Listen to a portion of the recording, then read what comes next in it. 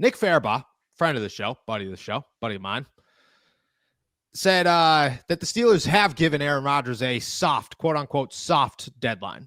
And that deadline is April 21st, which is the first day of offseason activities for the Pittsburgh Steelers and the rest of the NFL. It's the day that any veteran can show up and begin to work. It is the day that all are welcome back in the building, although most are welcome back in the building already. And it is the day that the Pittsburgh Steelers reportedly expect an answer, at least by then, on whether or not Aaron Rodgers is going to join them. I have two trains of thought here. The first one is a soft deadline has never even made Aaron Rodgers flinch, and he will not flinch at a soft deadline. There is just no chance. Aaron Rodgers laughs at your soft deadline. That is, you want to know what that is? That's nothing. That's just words with nothing behind them. Two, I like April 21st. I think it's a good deadline for the Pittsburgh Steelers. I think it's a really good deadline for the Pittsburgh Steelers. And I think they should make it a hard deadline because April 21st allows you to have an understanding of where your quarterback situation is.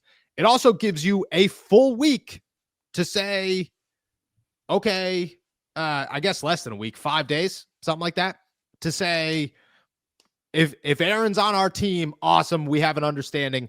If he's not, we have 4 days to readjust our NFL draft plans.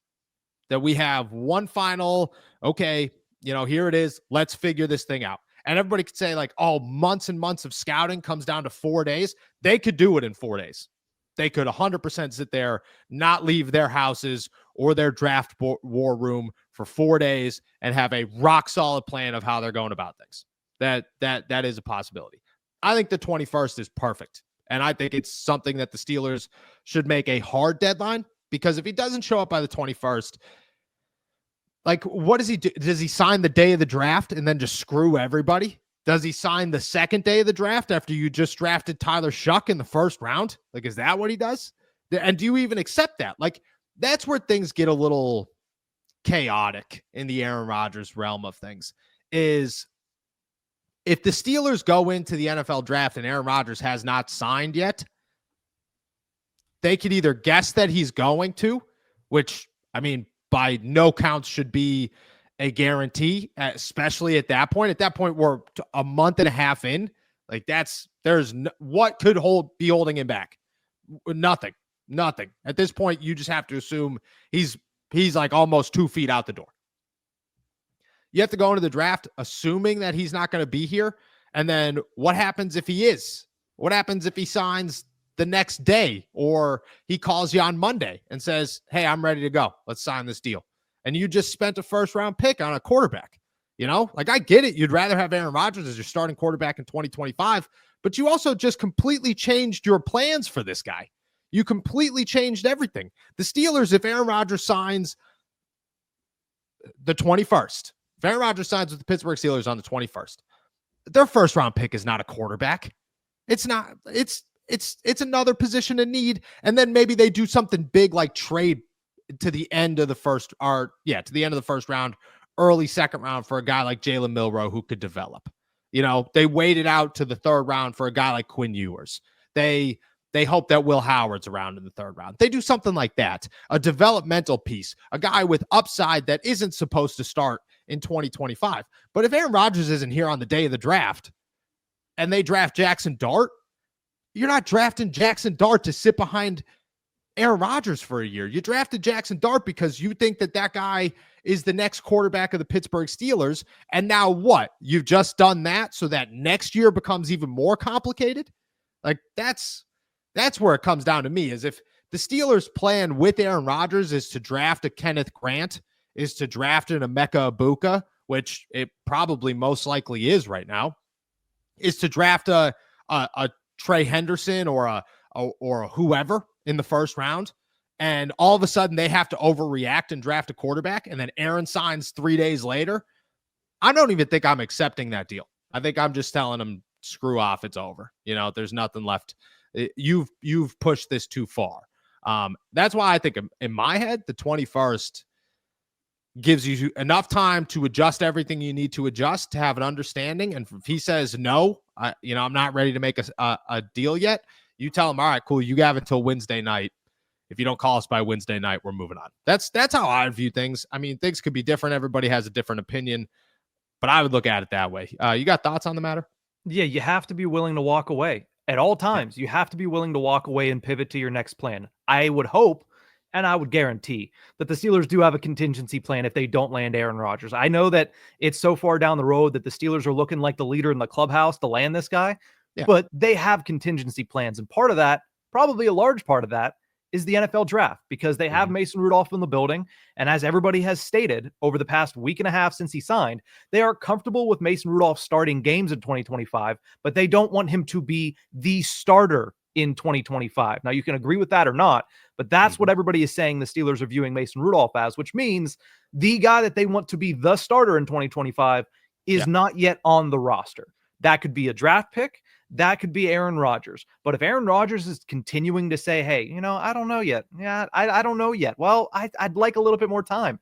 You have to make that deadline. And the 21st, I agree with Faribault. If that's exactly what it is, I agree with you. That's what it should be, but it should be a hard deadline. It shouldn't be like, well, we'd like to know. So, let us know by the 20. No, let us know by the 21st or kick rocks. Like, yeah, they view him as the number one option for 2025. They want him. He is their guy. But these draft picks are so important, not just for 2025, but for the next 4 years of the franchise. The entire short-term future of the Pittsburgh Steelers is contingent upon making sure that you're getting the correct picks at the correct slots at the end of April. And if you're sitting there saying, well, we kind of have to maybe do it this way, maybe do it that way, because we don't know what's going to happen with Aaron Rodgers, that has a chance to really screw over this entire draft. Not just one pick, but the entire draft. And we've seen drafts can either make or break a franchise. We saw it back in the 70s where the Steelers got a whole bunch of Hall of Famers and it led them to multiple Super Bowls. Or they could screw it all up and you could see exactly what happened after Devin Bush was a first-round pick. And you look at that draft at this point, less than 10 years later, and you say, man, they really have nothing left from that draft. Or you look at all the other first-round picks and say, man, they have nothing left from those drafts. Omar Khan has been really good in his first 2 years of a draft. I understand you can argue about the first round picks all you want, but if you look at the depth of his drafts, it's been really good. He needs to be able to have a plan going into that, knowing who his quarterback is, because if not, there's a chance that this is the first time that I look at Omar Khan's draft and say, due to no fault of his own, it's a bad draft because every year I've said he's had a good draft. If he walks in without knowing what's going on with Rodgers and the door still being open, there's a larger percent chance that he screws it up or doesn't get the picks that he needs because he's waiting on the 41-year-old. Exactly. The Steelers are so close. Everybody wants to talk rebuild. Everybody wants to talk, the Steelers need to blow it up. The Steelers have built it. The Steelers are a team where there are select positions that still need to be accounted for long-term. Corner, your third safety, your defensive line, your replacement for Cam Hayward, your wide receiver. Those are the big ones. And then you got to fill in the gaps of what doesn't work. Maybe Broderick Jones doesn't work and you have to replace him and so on and so forth. But it's done. They have spent the time and the years to put this thing together without blowing it up. And they're at a place where they're pretty freaking close. They're pretty close. And drafting a quarterback in the first round to overreact to something and then have it come back to bite you in the ass because Aaron Rodgers says, never mind, I'm coming. And now you just wasted that pick on whoever it is, you just look at the Steelers. They probably have a plan. And I would imagine the Steelers draft a quarterback this year. But if Aaron doesn't come and they have to adjust those plans and then it doesn't work out, or they have to overreact and say, damn it, we really want to go with Garrett Nessimer or whatever it is on LSU next year. But, we need a guy this year. We got to go get Tyler Shuck. If that happens and then Aaron Rodgers comes back, for one, Aaron Rodgers immediately is the most hated guy in Pittsburgh. Fans will not want him at all. And two, to be honest, I'm telling him, no, you're good. We don't want you anymore because of what you just did. And at the same time, like if Aaron is at the least bit thinking about the Pittsburgh Steelers, which he has to. Like, this entire situation is Pittsburgh Steelers, Aaron Rodgers, separate identities. If you're the quarterback of the Pittsburgh Steelers, you need to become the quarterback of the Pittsburgh Steelers. That's what you need to do. And at that point, you got to think of the future, the now, the everything of this organization.